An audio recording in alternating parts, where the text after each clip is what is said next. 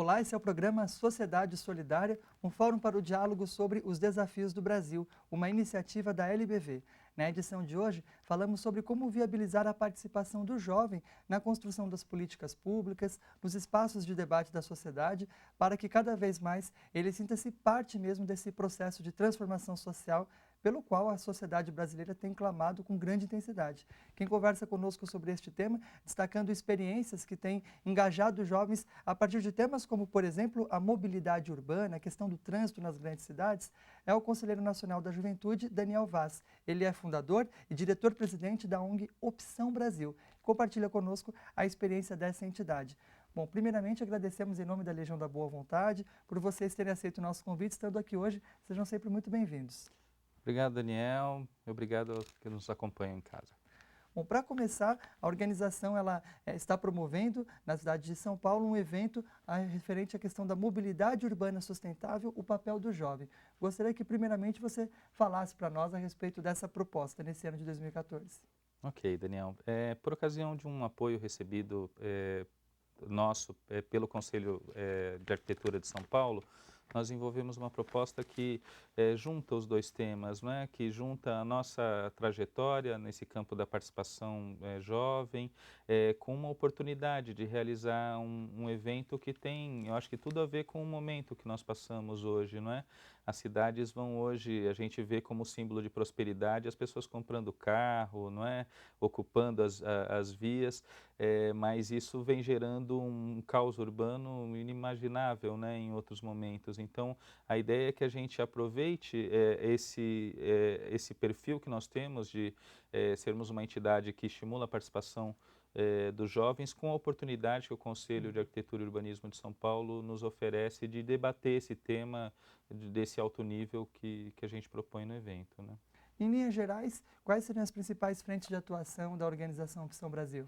Nós temos três frentes de atuação principais, Daniel. Uma tem a ver com os intercâmbios internacionais. Nós recebemos jovens de outros países da América Latina aqui no Brasil e também enviamos brasileiros a outras partes.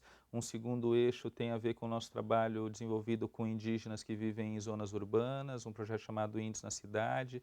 Nós somos responsáveis hoje pela educação indígena de 0 a 7 anos nas 3 aldeias que existem na cidade de São Paulo, do povo Guarani. E uma terceira linha tem a ver com uma série de iniciativas que nós desenvolvemos, de campanhas de voluntariado, estímulo à participação cidadã, e o nosso evento entra nessa linha, né? Nós queremos, com essa iniciativa, debater um pouco essa relação que existe entre a cidade, né, o ambiente urbano, e as gerações mais Na jovens. avaliação do senhor, esse tema, a questão da mobilidade urbana sustentável, na juventude de hoje, ele tem um apelo mais forte? Eu acho que ele tem um apelo junto com uma coisa que é mais de fundo, né? Que, assim, a gente teve durante um bom período, ainda tem, né? Aquela coisa de estimular que as pessoas sejam algo a partir daquilo que elas têm de propriedade, têm de posse. Então, você é um cara legal porque você usa um tênis de uma determinada marca, um determinado perfume, uma determinada roupa.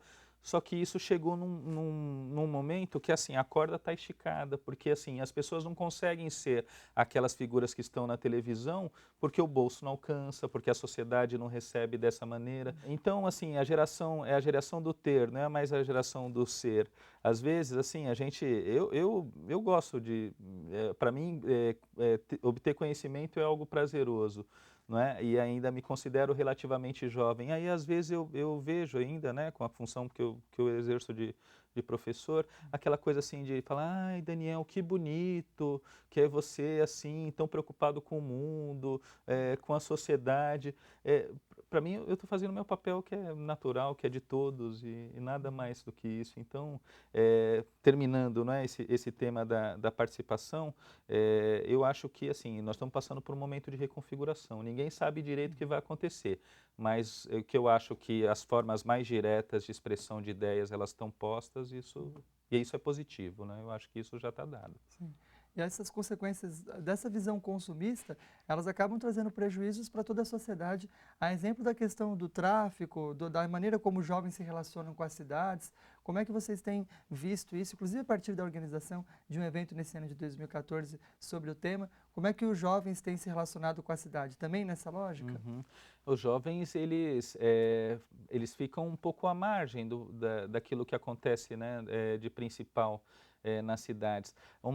Em alguns momentos pelo estilo demasiadamente informal, por outros momentos pela questão social e econômica, não é? Então, vamos dizer que é difícil conversar com o jovem. Por quê? Porque é a fase da vida onde as pessoas estão construindo as suas opiniões, estão contestando de maneira mais contundente do que aquilo que é colocado para elas do que em outras fases da vida. Tem que ter muita paciência, né, para trabalhar com o público jovem.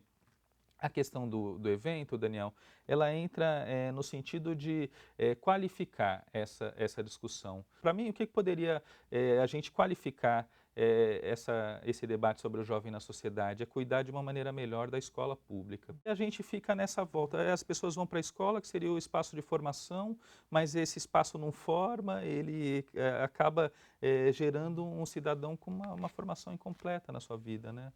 Sem dúvida, é um consenso. A educação é o caminho para a gente resolver esses problemas de longo prazo que a sociedade brasileira enfrenta, resolver de forma definitiva. Mas agora no presente, uma geração de jovens que de alguma forma já estudaram ou estão concluindo seus estudos e estão se deparando hoje com esses problemas que as grandes cidades vivem.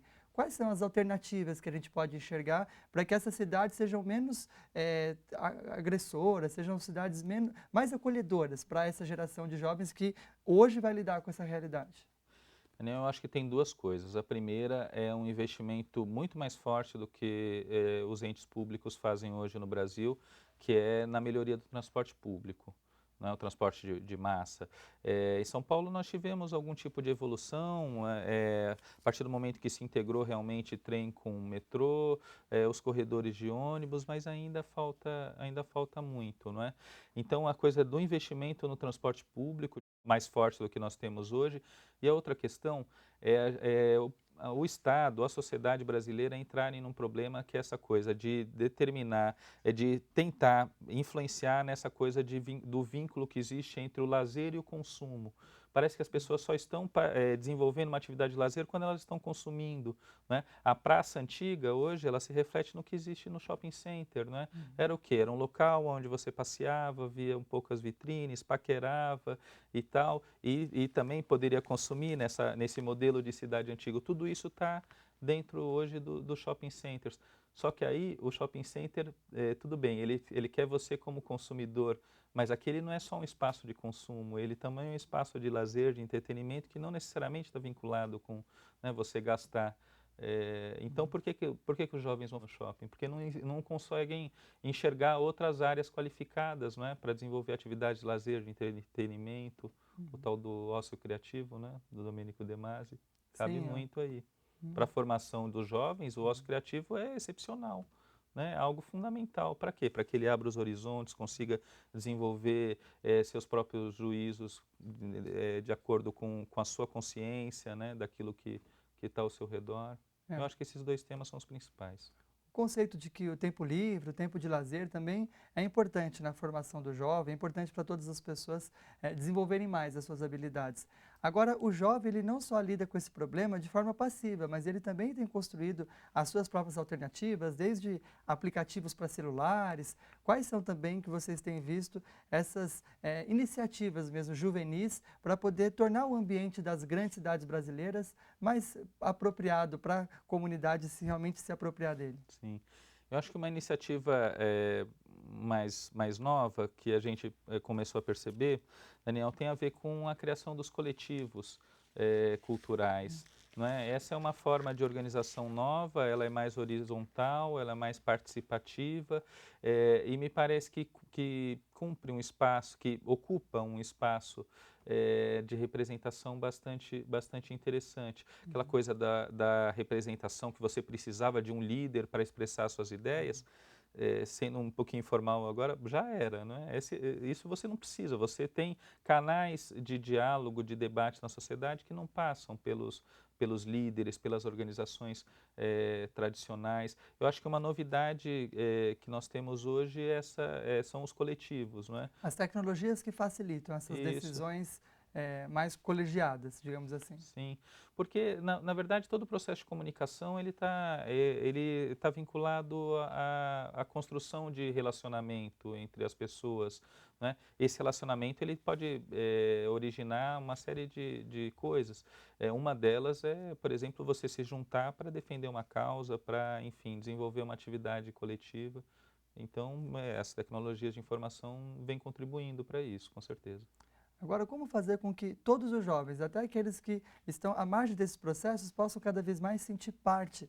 Por exemplo, o senhor mencionava aqui ao longo da entrevista a atuação com jovens indígenas. A gente Uhum. conversa sobre esse e outros tópicos aqui no programa Sociedade Solidária dentro de instantes. A gente vai para o breve intervalo. Na edição de hoje, conversamos com Daniel Vaz, fundador e diretor-presidente da organização Opção Brasil.